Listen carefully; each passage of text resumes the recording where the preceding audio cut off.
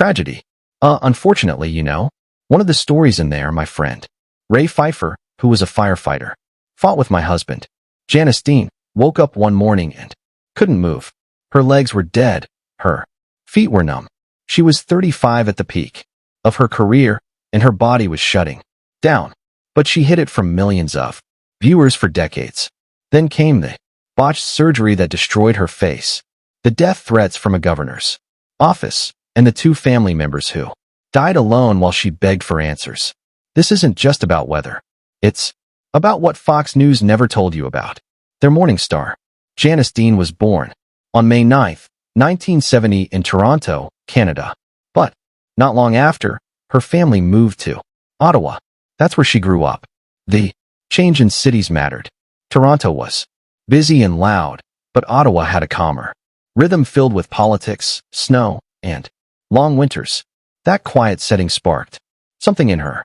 She started watching weather patterns on TV. While most kids looked away, she was glued to the screen. Every time a storm rolled in, she wasn't chasing any dream yet. She was just curious. That curiosity grew fast. By the time she was a teenager, she was already obsessed with weather reports and how people on TV made it all make sense. Before she stepped in front of a camera, she wore a very different uniform. In her late teens, Janice worked as a bylaw enforcement officer in Ottawa. It wasn't glamorous. She walked neighborhoods, handed out parking tickets, and dealt with angry people face to face. Most wouldn't expect that job to lead to television, but it gave her grit. She learned how to talk to people, stay calm during tough situations, and get things done without drama. That job didn't give her fame, but it gave her something better: people, skills. And those skills quietly pushed her toward broadcasting. Then came the break that changed everything. CHZM, a radio station in Ottawa, gave her a chance. She worked as a morning show co-host, a DJ, and a local reporter. That job was wild.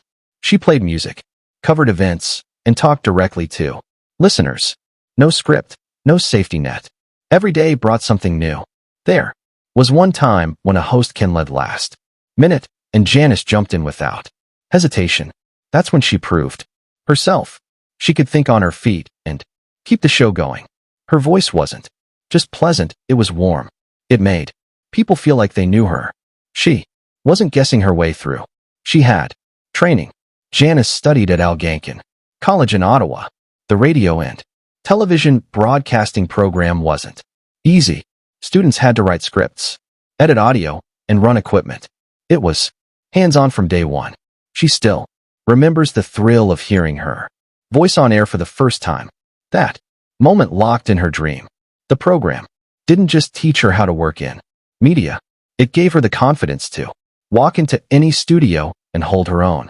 In 1998, Janice packed her bags and left Canada. She moved to the United States to chase something bigger. That decision wasn't easy. She had no safety net, just ambition. Her first stop was Florida. It wasn't a big city job. It was small-scale radio, and she had to start all over again. She missed home, dealt with money struggles, and faced constant pressure to prove herself. But she didn't quit. She kept climbing. Soon she landed in Houston, and there she went. Janice didn't work at just one station. She worked at 4 metro networks: Coda FM, KKBQM, and KLDE-FM. Each station was different. Some focused on news, others on music. She adjusted to all of them. One morning, she'd give traffic reports, then jumped to country radio, then finished the day on adult contemporary. She wasn't just multitasking. She was building a name in every corner of the radio world. Her days were brutal. Some mornings started before sunrise. Some nights ended long after midnight. There were double shifts, triple shifts, last minute fill-ins, and tight deadlines. She drove across town to switch studios. She barely rested, but she never showed it. Listeners heard her energy, not her exhaustion. Her coworkers noticed she was always prepared, always professional, and always on time. Long before her face became familiar on TV, she had one shot in 1997 that changed her path. She was offered a weather hosting job at Spot Television. That was her first time in front of a camera. Everything was new. Green screens, live, timing, weather data.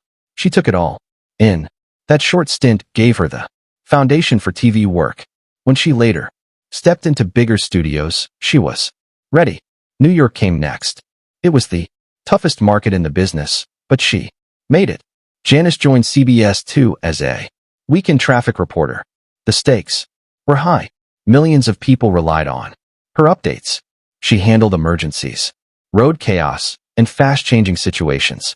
On live television, her calm voice became a lifeline for many. People listened and networks noticed. Soon she moved to WFN for E-News in the Morning, which aired nationally on MSNBC. That role brought her even closer to the spotlight. Fox News was taking a gamble.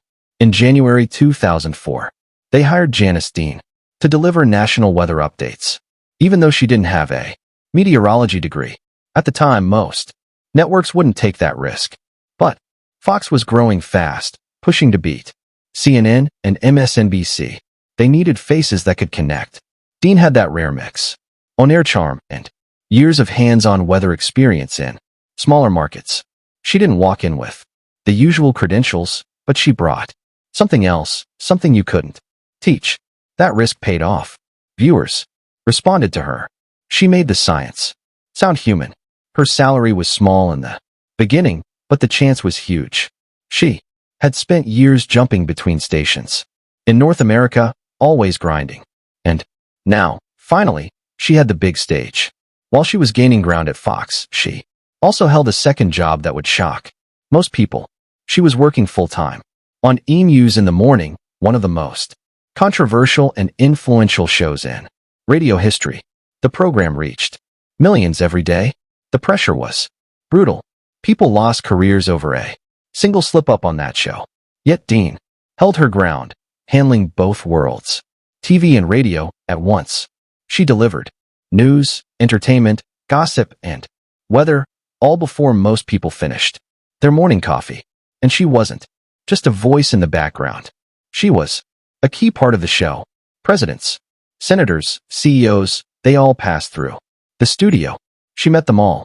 The experience shaped her.